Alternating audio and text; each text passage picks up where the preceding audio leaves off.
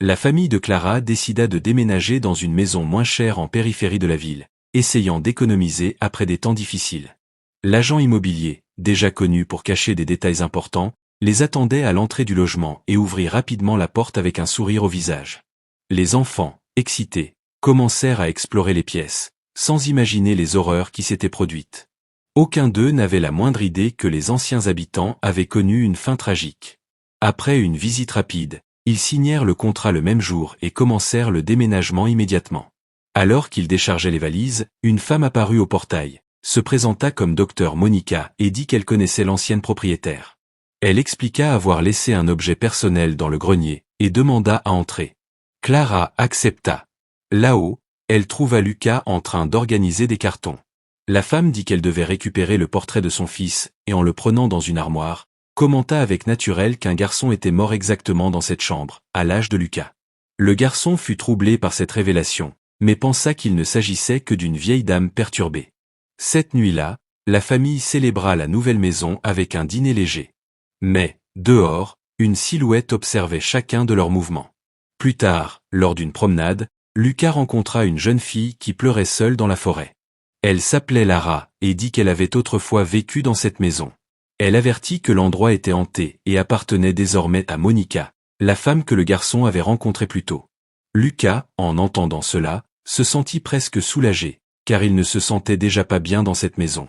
Le lendemain, alors qu'il regardait la télévision, la lumière s'éteignit dans toute la maison. Lucas entendit des bruits venant de l'étage supérieur, mais en vérifiant, il ne trouva personne.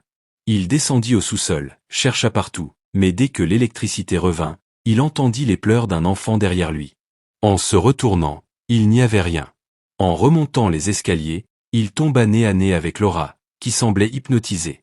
Elle descendit seule au sous-sol, ignorant totalement ses tentatives de lui parler. Plus tard, Lara réapparut. Les deux discutèrent au bord de la piscine, quand une ombre passa derrière eux. Elle conduisit Lucas vers une petite porte secrète. Plus tard, complètement mouillée, elle ignora la scène et alla prendre un bain. Là, elle entendit son nom chuchoter. L'eau de la baignoire s'assombrit comme de l'encre.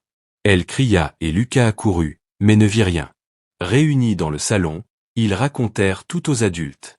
Lucas affirma qu'il s'était communiqué avec un esprit, mais les parents pensèrent que ce n'était qu'une mauvaise plaisanterie.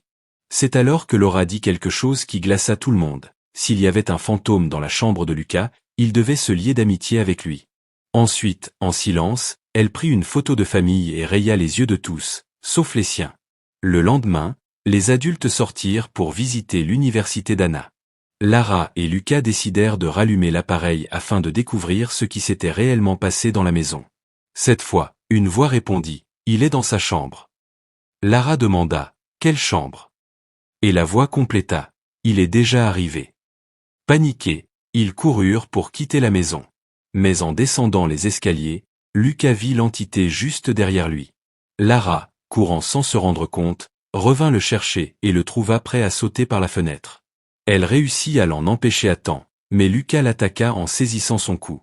Lara réagit avec une lampe et l'assomma. Le lendemain, Lucas ne se souvenait de rien.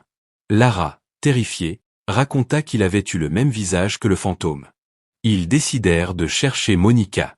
Lorsqu'ils frappèrent à sa porte, elle hésita, mais en entendant qu'ils avaient touché à quelque chose dans le grenier, elle les laissa entrer. Elle les accusa alors d'avoir réveillé quelque chose de terrible. En ouvrant une petite boîte cachée, elle leur ordonna de brûler l'objet immédiatement et de le laisser dans la maison. Lara voulut en savoir plus, mais Monica, furieuse, les expulsa. De retour à la maison, Lucas retrouva la boîte, et avec Lara, la brûla avec plusieurs photos.